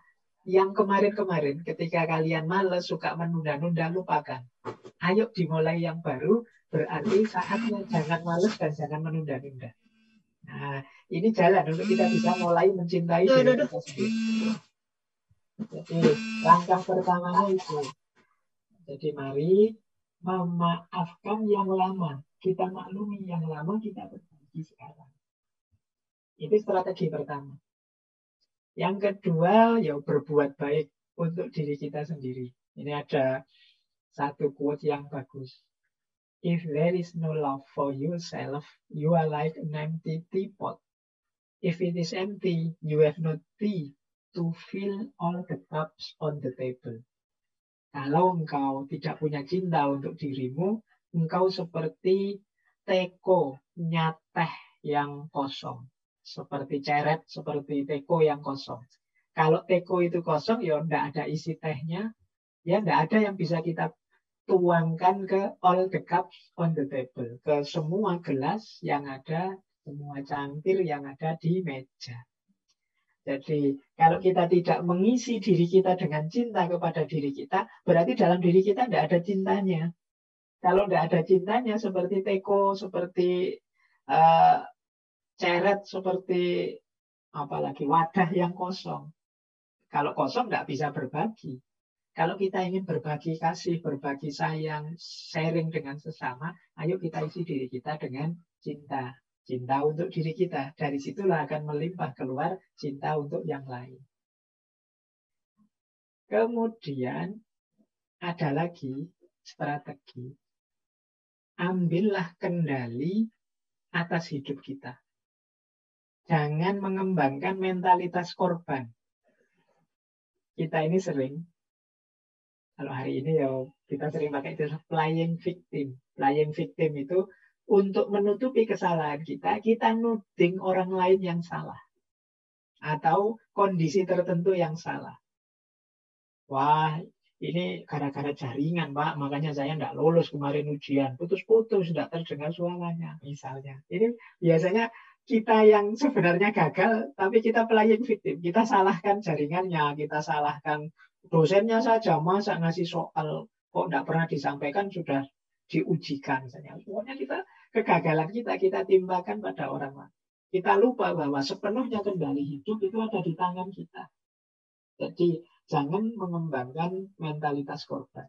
Jangan playing victim tadi. Memposisikan diri sebagai korban. Ayo kita kendalikan sendiri hidup kita. Kalau memang keliru, tidak pas, kita akui. Kemudian kita perbaiki. Kita terima bahwa kemarin saya salah.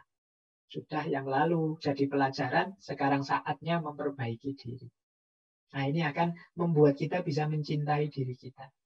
Kalau kita playing victim tadi, mungkin kelihatannya kita tidak bersalah atau kelihatannya orang menganggap kita tidak bersalah. Tapi kita tidak bisa menipu diri kita bahwa sebenarnya ya kita ini sebenarnya memang keliru, kita ini sebenarnya memang gagal. Jadi ketika kita playing victim itu sebenarnya kita melarikan diri dari diri kita sendiri. Tidak mau secara objektif mengakui situasi yang terjadi. Kalau memang kita melarikan diri, ya problemnya tidak terselesaikan. Kita tidak jadi lebih baik. Sementara kita tetap juga akhirnya akan benci dengan diri kita. Wong kita tahu bahwa yang gagal itu ya kita. Jadi ketika kita tidak mengakui, melarikan diri, pada akhirnya ya kita jadi korban beneran. Korban dari diri kita sendiri. Nah, strategi yang keempat, mari kita melakukan apapun sesuai kebutuhan. Tidak harus sesuai keinginan. Nah, biasanya orang itu yang keinginannya tak terbatas sulit untuk bahagia. Orang yang tidak bahagia, ya orang yang tidak puas dengan dirinya. Mengapa engkau tidak puas dengan dirimu? Biasanya karena target ini, target itu tidak terpenuhi. Kenapa tidak terpenuhi? Bisa jadi karena keinginan kita yang tidak terkendali. Kita tidak bisa ngukur kebutuhan kita. Misalnya, kebutuhan itu, kita lapar. Kita lapar itu kan cuma butuh makan dan kenyang. Urusan menunya apa, itu urusan keinginan. Kalau kita tidak bisa mengendalikan keinginan, itu makan ya harus di restoran ini, menu yang mahal ini, itu. Sementara harusnya kalau memenuhi kebutuhan itu di angkringan saja ya cukup. Pakai nasi kucing saja ya sudah bisa kenyang. 2 bungkus, 3 bungkus itu sudah kenyang itu pakai nasi kucing. Tapi kan kita tidak sekedar mengejar kebutuhan, mengejar keinginan. Akhirnya ketika keinginan tidak terpenuhi, kita kecewa dengan diri kita. Karena kita kecewa, ya sulit kita bisa cinta pada diri kita. Makanya itu ditulis, hanya sedikit orang yang bisa bahagia dengan yang mereka miliki. Mereka inginnya selalu lebih. Ini namanya nuruti keinginan. Makan itu kebutuhan kan. Kebutuhan itu urusan perut. Tapi kalau keinginan ini urusan mulut. Wah, menunya inilah selera saya ini, kesukaan saya ini. Itu keinginan itu ngurusi. Kalau bahasa Jawanya nggugu karepe untu. Jadi mengikuti keinginannya gigi dan lidah. Padahal kalau sudah lewat garis lidah itu ya makanan apa saja ya sama. Jadi apakah makanan yang mahal ataukah makanan murah, kalau sudah masuk kerongkongan, masuk perut, itu ya perlakuannya sama. Tapi kan kita sering lebih fokus untuk mengikuti keinginannya mulut dan lidah. Ini yang sering membuat kita tidak puas terhadap hidup kita. Kita diburu-buru, dikejar-kejar oleh keinginan demi keinginan. Akhirnya sulit mencintai diri. Nah, tips lagi yang kelima, kita istiqomahkan. Nah, karena ini cinta diri ini kan kualifikasi mental sebenarnya. Berarti apa? Agar benar-benar cinta itu tumbuh, yuk kita ulang-ulang. Kita perbaiki terus-menerus. Kalau bahasa agamanya kita istiqomahi. Kita sayang diri kita terus, kita cintai diri kita terus. Nanti dia sudah jadi karakter. Perilaku kita akan terbentuk semacam itu. Jadi perbaikan diri yang terus-menerus. Ini namanya strategi self-love. Bagaimana kita mencintai diri. Nah, kita lanjutkan biar waktunya nyampe. Nah, ini ada tips lagi yang menarik agar kita bisa mencintai diri kita. Ada tips begini. Perhatikan yang engkau rasakan. Perasaan itu seperti anak-anak. Mereka membutuhkan perhatian. Mereka hanya mencoba memberi kita pesan tentang diri kita sendiri. Ketika kita mengakui perasaan kita, mereka mendapatkan perhatian yang mereka butuhkan, lalu ayo kembali ke akal sehat, perspektif yang sesuai. Nah, ini strategi tadi ya, untuk biar tidak terjebak keinginan atau mengikuti rasa yang tidak normal dan lain sebagainya. Kita ini kan dalam hidup kadang-kadang ingin macam-macam, merasakan macam-macam. Rasa kecewa, rasa gelisah, ingin ini, ingin itu. Di antara cara mencintai apa? Akui itu. Jadi kalau di sini kan disebut perasaan itu seperti anak-anak. Sebenarnya mereka itu butuh perhatian. Mari kita perhatikan diri kita dengan segala keinginan, kebutuhan, perasaannya. Kalau sedang kecewa, akui, wah aku ini sedang kecewa. Kalau sedih, akui, aku ini sedang sedih. Kalau memang tidak suka, akui, aku tidak suka yang seperti itu. Nah, ini namanya kita memberi perhatian. Kita akui, kita perhatikan kondisi objektif diri kita. Kalau sudah mengakui, saatnya akal sehatnya digunakan. Aku tidak suka sama Pak Guru itu kalau menjelaskan ruwet misalnya. Nah, kita akui ketidaksukaan kita. Tapi setelah itu, yuk kembali ke akal sehat. Tapi kan beliau ya guru, seperti apapun jasanya besar terhadap aku. Nah, berarti ketidaksukaanku itu ya nanti cara memanifestasikannya tidak boleh sembarangan. Tetap sesuai dengan akal sehat. Ini jalan hidup yang memudahkan kita mencintai diri kita. Sering-sering kita itu tidak mengakui, tidak objektif terhadap kondisi jiwa kita, terhadap perasaan kita. Sehingga ya kalau tidak diakui akhirnya ya dia bergeraknya liar. Aku sebenarnya suka loh sama orang itu, sayangnya orang itu punya suami. Nah itu kan diakui, tapi terus ya sudah nggak dilanjutkan orang punya suami, akal sehatnya jalan. Tapi perasaan ini diakui sehingga mudah dikendalikan. Ini tidak boleh, ini tidak boleh. Nah, itu kan dikendalikan karena kita akui keberadaannya. Nah, jadi ini strategi yang pertama. Kita akui, kita perhatikan apa yang kita rasakan. Kalau sudah diperhatikan, kembali ke perspektif yang sesuai, kembali ke akal sehat. Nah, ini penting bagi kita agar hidup tetap terarah tapi tidak kecewa dengan diri kita sendiri. Penting mungkin kita juga harus melatih, membiasakan diri untuk bersyukur. Hidup kita itu sebenarnya penuh dengan hal-hal yang positif. Bahkan dalam segala yang kita anggap negatif. Kalau dalam fikih agama itu ada istilah, segala sesuatu ada hikmahnya. Nah, berarti apa? Ada manfaatnya. Alhamdulillah ya Allah, aku dapat masalah ini. Akhirnya aku paham caranya. Aku ngerti cara mengatasinya. Nah, itu kan syukur. Alhamdulillah aku kemarin kena sakit COVID. Akhirnya sekarang aku ngerti cara menghadapinya. Cara misalnya nanti enggak ke karantina sendiri aku ngerti caranya. Nah, itu kan dapat ilmu sekarang. Itu namanya syukur. Dalam hal yang paling pahit sekalipun kita bisa menemukan sudut positifnya. Beda dengan tadi yang orang mindsetnya pembenci tadi, dalam hal yang paling baik sekalipun dia melihatnya dari sudut negatifnya.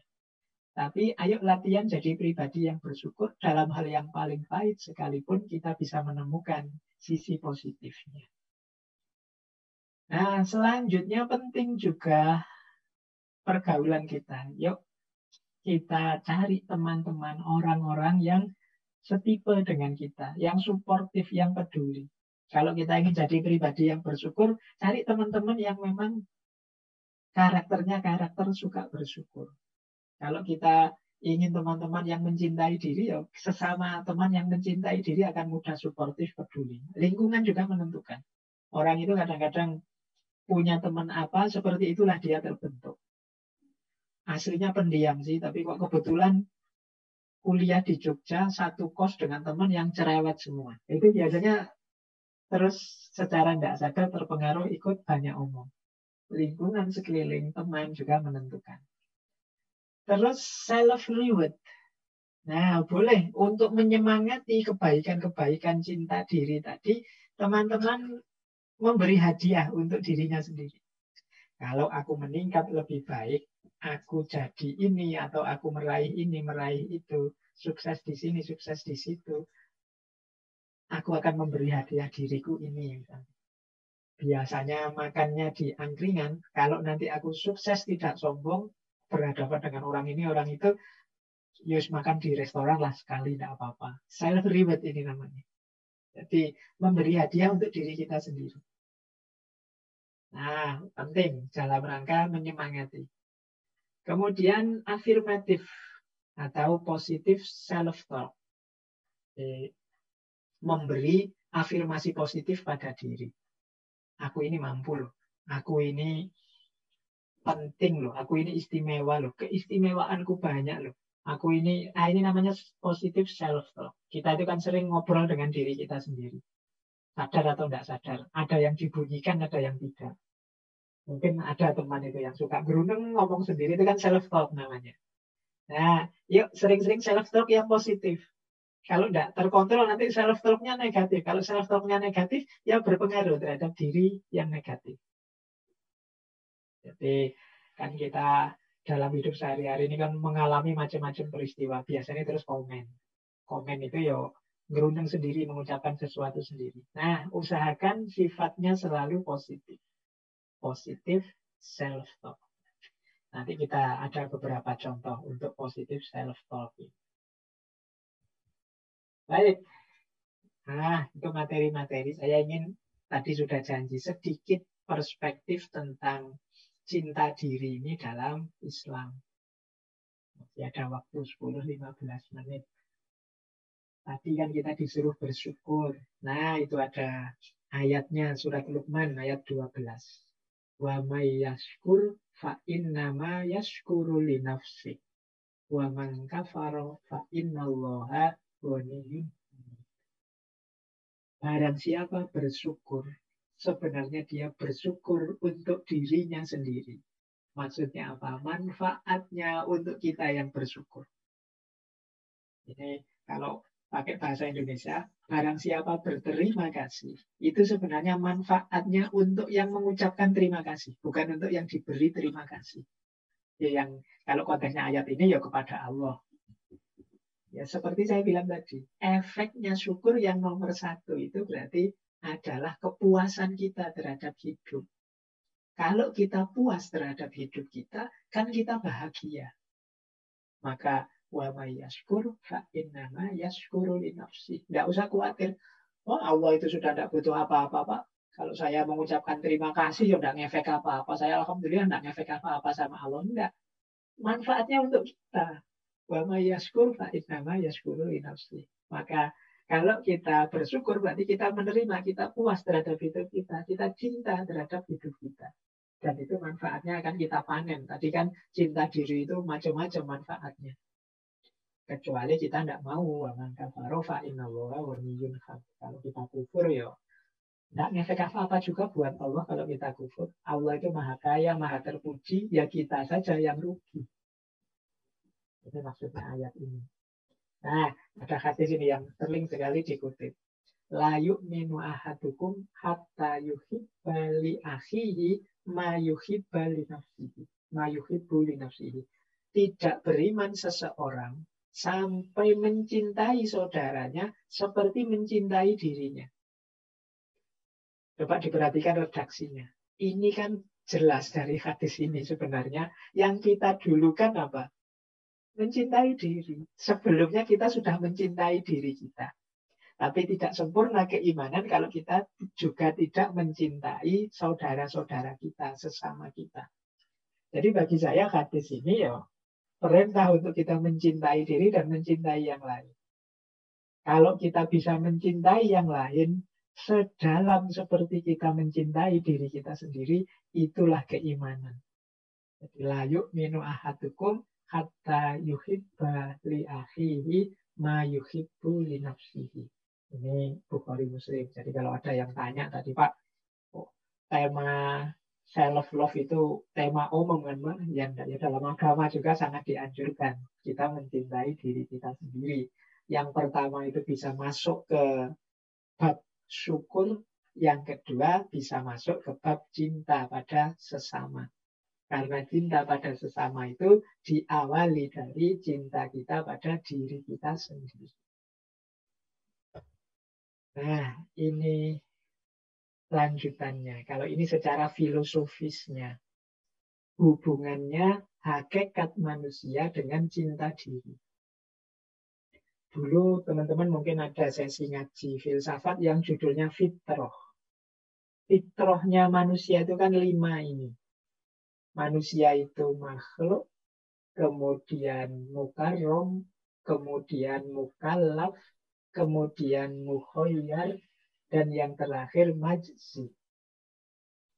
Makhluk itu berarti hakikat kita ini hanya ciptaan. Kita tidak mengadakan diri kita sendiri, kita ini diadakan. Tapi kita juga mukarrom. Kita ini sangat dimuliakan. Kita ini ahsanut takwim. Allah sangat cinta, sangat bangga pada kita. Begitu kita diciptakan, kita dibanggakan di depan para malaikat, bahkan nanti semuanya disuruh sujud pada kita. Kita ini mukarram. Tapi manusia ini dengan segala keistimewaannya punya amanah, punya tugas tanggung jawab. Nah, kita juga mukallaf. Kita ini punya tugas untuk beribadah dan juga menjadi khalifah. Wa ma khalaqtul jinna wal insa liya'budun inni ja'ilun fil ardi khalifah. Ini kan 2 ayat yang menunjukkan taklif kita, tanggung jawab tugas kita. Menyembah Allah dan mengkhalifahi alam semesta. Nah, untuk kita menjalankan tugas, ini Allah memberi banyak sekali potensi, banyak sekali kemampuan, bahkan kemampuan apapun diberikan oleh Allah pada kita, yang kalau kita salah milih kemampuan-kemampuan ini, tugas tidak akan tertunaikan. Kita punya daya pilih, mukhayyar. Kita itu ingin bohong bisa, ingin jujur juga bisa. Kita ingin patuh bisa, kita kufur juga bisa. Ini namanya daya pilih, mukhayyar. Hanya manusia yang dianugerahi ini. Malaikat pun tidak. Setan pun tidak. Manusia yang bisa milih. Mau jadi seperti malaikat atau jadi seperti setan, ya bisa. Bahkan jadi seperti binatang bisa. Bahkan lebih rendah dari binatang, asfala safilin, ya bisa. Ini namanya mukhayyar. Dan jangan lupa, pilihan-pilihan kita akan kita tanggung sendiri akibatnya. Itu namanya majzi. Ada balasan.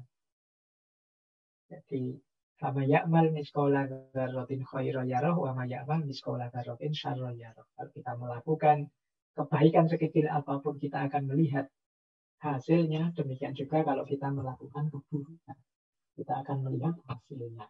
Nah, sehubungan dengan cinta diri tadi, ini masing-masing ya ada hubungannya. Status kita, hakikat kita sebagai makhluk, itu nanti berhubungan dengan cinta diri bagian self-awareness. Kesadaran diri. Kita harus sadar bahwa kita ini hanya ciptaan, hanya makhluk. Maka jangan sombong. Kita itu bukan yang ada sendiri, bukan yang sempurna. Keberadaan kita tergantung pada Allah. Nah, ini Status kita sebagai makhluk ini berhubungan dengan kesadaran diri.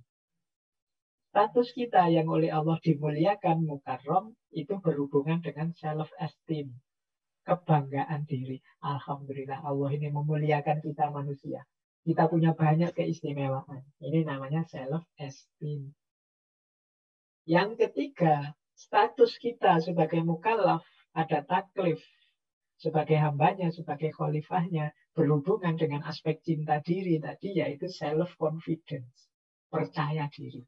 Jadi aku sanggup, punya daya, diberi Allah kemampuan menjalankan kewajiban. Status manusia sebagai mukhayyar memerlukan self-care, kepedulian. Jangan asal dalam hidup ini. Pilihan-pilihan kita harus tepat. Jangan sampai salah pilih. Dan status kita sebagai majzi yang mendapat balasan ini berhubungan dengan self-love dalam aspek self-refinement, perbaikan diri. Jadi kita kan harus semakin baik, semakin baik, semakin baik. Demikian seterusnya. Biar sama ya'mal miskola darrotinnya khoiroyaroh terus. Tambah baik, tambah baik. Ini aspek majzi. Jadi ini dalam perspektif Islam, yang self-love tadi ya berhubungan dengan hakikat kemanusiaan kita. Baik, masih ada 5 menitannya. Kalau dalam Islam, self-love itu ada jalan dan ada tujuannya. Coba kita lihat perspektif yang berbeda tentang self-love ini. Misalnya dari Imam Ghazali. Cinta diri itu sebenarnya orientasi utamanya adalah bagaimana kita menyelamatkan diri kita dari azabnya Allah. Jadi kalau tadi kan rasanya cinta diri itu kesannya membanggakan diri, ada kesan agak senang-senang dan lain sebagainya. Sebenarnya bukan itu. Kata Imam Ghazali, kalau kita cinta dengan diri kita, sayang dengan diri kita, mari kita jaga diri kita ini dari hal-hal yang mengundang murka Allah, mendatangkan azab dari Allah. Baik. Nah, kalau menurut Imam Ghazali ya jalannya ada 4. Orang yang mencintai dirinya itu pasti melakukan 4 hal. Yang pertama, menjauhi dosa. Yang kedua, taubat. Yang ketiga, melakukan amal soleh. Dan yang keempat, ikhlas. Sebelum membantu orang lain atau menyelamatkan orang lain. Karena cinta diri itu efeknya ya peduli dengan yang lain. Tapi pertama-tama dia akan menyelamatkan dirinya dulu. Jalannya apa? Menjauhi dosa. Kalau terlanjur dosa ya tobat. Kalau sudah bertobat bersih, mewarnai hidup dengan amal kebaikan. Tidak sekedar melakukan amal kebaikan, tapi juga menuju puncaknya amal yaitu ikhlas. Nah, ini menurut Imam Ghazali. Nanti ada lagi pandangan yang khas dalam tradisi tasawuf tentang cinta diri ini. Ada pandangan bahwa justru puncaknya cinta kita kepada diri itu selfless. Ini dalam tasawuf loh ya.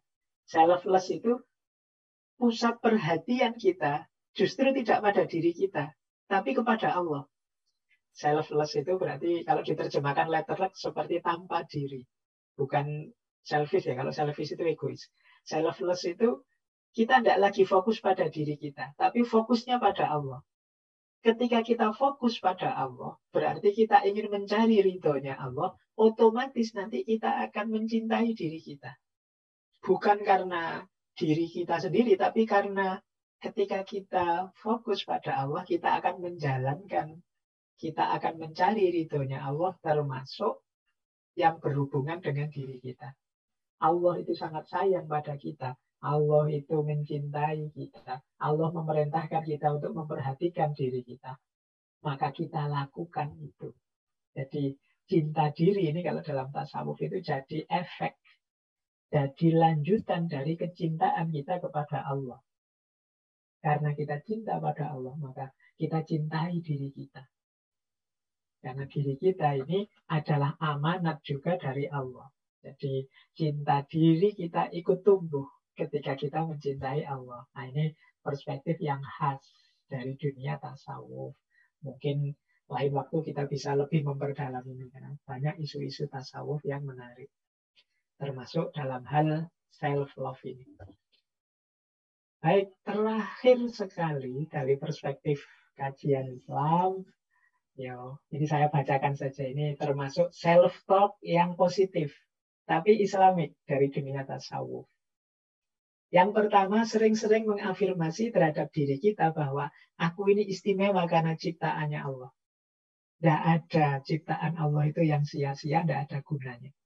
Jadi ini untuk membangun rasa cinta pada diri kita. Kita ini makhluknya Allah dan ciptaannya Allah pasti berkualitas dan istimewa. Tidak ada yang sia-sia. Yang kedua, pikiranku, pandanganku itu juga anugerahnya Allah. Dan pasti berharga. Maka aku percaya diri bahwa aku ini pinter kok, aku ini mampu kok, aku ini punya kapasitas kok. Pikiranku dan pandanganku, karena semua itu juga anugerahnya Allah. Anugerahnya Allah tidak ada yang sia-sia, tidak ada yang jelek. Nah, kemudian yang ketiga, self-talk affirmation, aku fokus pada apa yang bisa aku kontrol, yang bisa aku lakukan. Yang harus aku lakukan akan aku lakukan, yang harus aku hindari, aku hindari.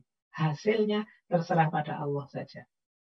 Sehingga nanti apapun hasilnya, positif atau negatif, kesuksesan atau kegagalan, itu di luar kuasaku. Kuasaku hanya memberikan yang terbaik yang aku mampu. Nah, ini mengurangi nanti kalau ada hasil-hasil yang mengecewakan. Dan yang terakhir, semakin aku memahami diriku, semakin aku paham kebesarannya. Karena ihwal diriku, dinamikanya, naik turunnya, semuanya adalah ketetapannya. Menunjukkan betapa Allahu Akbar, betapa Allah itu maha besar. Sampai ada orang seperti aku ini, dengan segala kelebihan dan kekurangan. Jadi, mari sering-sering self-talk ini pada diri kita untuk menumbuhkan rasa cinta, rasa sayang kita pada diri kita sendiri sebagai bagian dari cinta dan kedekatan kita kepada Allah. Baik, saya kira itu ya teman-teman untuk malam hari ini. Ini mohon maaf tadi saya bilang memang ini sebenarnya ya versi Zoom saja dari yang seperti biasanya. Meskipun Zoom kita tidak membuka tanya jawab. Kalau ada pertanyaan, tulis, sampaikan ke teman-teman takmir. Nanti kita ada sesi khusus tanya jawab di minggu terakhir. Jadi biar tidak banyak motong materi-materi karena kalau ngomong tidak tuntas kan tidak enak. Makanya saya ngomong 2 jam langsung. Teman-teman sampai ngantuk-ngantuk tidak masalah. Nanti kan bisa didengarkan rekamannya. Yang penting saya tidak terputus bicaranya. Ya. Baik, saya kira itu untuk malam hari ini. Ya, kurang lebihnya saya mohon maaf. Insya Allah kita ketemu lagi minggu depan di tema yang berbeda, agak kontras dengan hari ini. Minggu depan kita membahas people pleaser. Saya akhiri sekian dari saya. Wallahul muwafiq, wallahu a'lam bishawab. Wassalamualaikum warahmatullahi wabarakatuh. Waalaikumsalam warahmatullahi wabarakatuh. Waalaikumsalam. Terima kasih Bapak. Waalaikumsalam warahmatullahi wabarakatuh. Terima kasih Bapak. Terima kasih Bapak Faiz. Kita ucapkan terima kasih Bapak Faiz yang telah menyampaikan yang penting bisa ngomong langsung gitu loh. materinya mengenai tentang bagaimana. Baik, terima kasih kepada Bapak Faiz yang telah menyampaikan kajian tentang bagaimana sih cara kita mencintai diri sendiri begitu.